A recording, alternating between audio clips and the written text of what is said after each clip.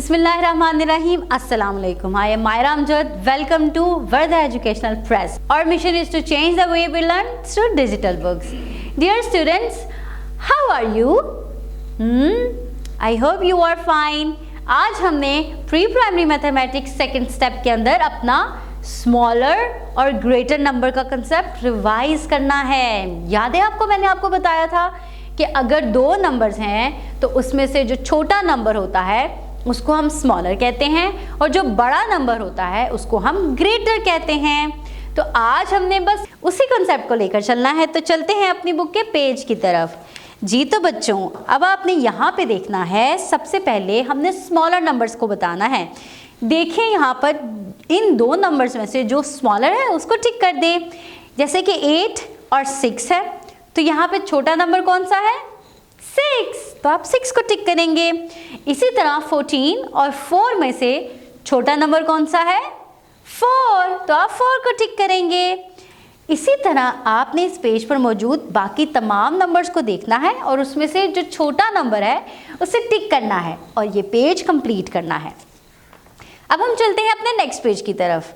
Next पे आपने जो ग्रेटर नंबर है उससे टिक करना है, यानी कि बड़े नंबर को टिक करना है। अब आप देखें 5 और 3 में से बड़ा नंबर कौन सा है?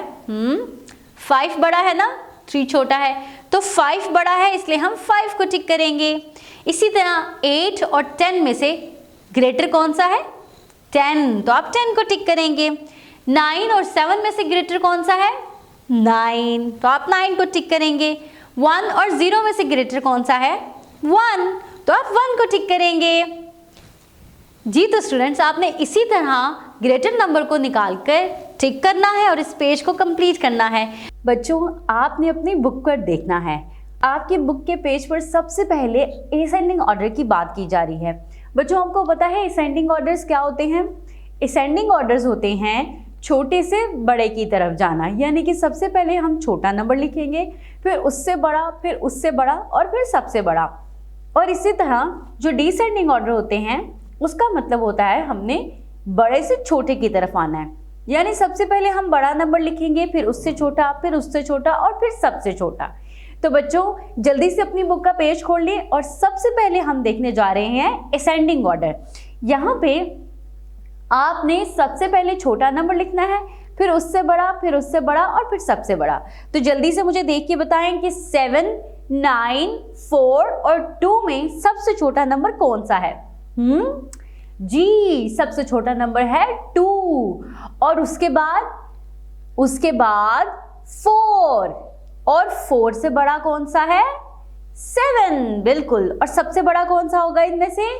9। Very good. अब नेक्स्ट की तरफ चलते हैं। 8, 7, 3 और 1 में से देखकर बताइए कि सबसे छोटा नंबर कौन सा है? सबसे छोटा नंबर तो 1 ही है ना। Very good. 1 के बाद उससे बड़ा कौन सा है?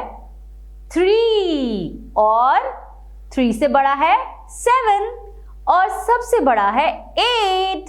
देखा बच्चों, अब हमने सबसे पहले सबसे छोटा नंबर लिखा, फिर उससे बड़ा, फिर उससे बड़ा और फिर सबसे बड़ा। आपने इसी तरह इस पेज पर मौजूद बाकी तमाम नंबर्स को गौर से देखना है और उनको इसी ऑर्डर में अरेंज करना है। जी तो बच्चों, नेक्स्ट पेज पर हमने करना है डिसेंडिंग ऑर्डर्स, यानी कि बड़े से छोटे की तरफ आना। तो सबसे पहले आपने नंबर्स को गौर से देखना है और ये पता लगाना है कि सबसे बड़ा नंबर उनमें से कौन सा है। तो देखें 4, 8, 2 और 1 में से सबसे बड़ा नंबर कौन सा है? जी, 8 और उससे छोटा 4 और उससे छोटा है 2 और सबसे छोटा है 1। तो इस तरह से आपने इन चारों को अरेंज करना है। अब देखते हैं 7, 5, 8 और 9 में से सबसे बड़ा कौन सा है? आपको पता है कि इनमें से सबसे बड़ा नंबर है 9। जी, और 9 के बाद छोटा, 9 से छोटा कौन सा है? 8 और फिर 8 से छोटा कौन सा है? 7 और सबसे छोटा?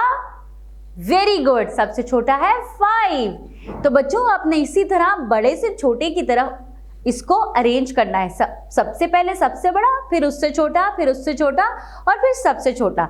इस तरह के ऑर्डर को हम कहते हैं डिसेंडिंग ऑर्डर। अब आपने इस पेज पर मौजूद बाकी तमाम नंबर्स को गौर से देखना है और इसी ऑर्डर में उनको अरेंज करना है।